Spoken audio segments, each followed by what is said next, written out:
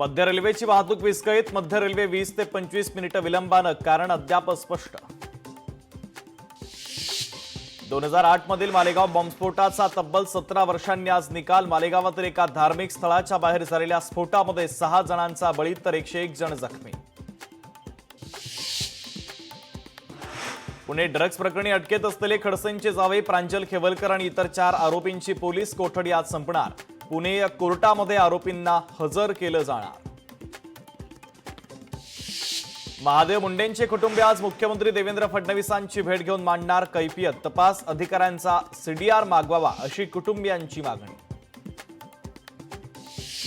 कैलास गोरंट्याल यांचा आज भारतीय जनता पक्षामध्ये प्रवेश. निवडणुकांच्या पार्श्वभूमीवर काँग्रेसला मोठा धक्का. फडणवीसांच्या उपस्थितीमध्ये गोरंट्याल पक्षप्रवेश करणार.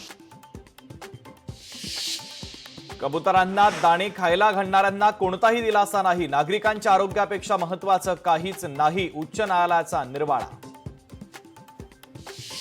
हस्ताक्षर खराब असल्यानं तिसरीतल्या मुलाला पेटत्या मेणबत्तीवर धरून चटके. मालाडमध्ये घडली घटना. शिक्षा देणाऱ्या शिक्षिकेच्या विरोधात गुन्हा दाखल. भारताची पहिली महिला बुद्धिबळ ग्रँड मास्टर दिव्या देशमुख नागपूरमध्ये दाखल. दिव्याचं नागपुरात जंगी स्वागत.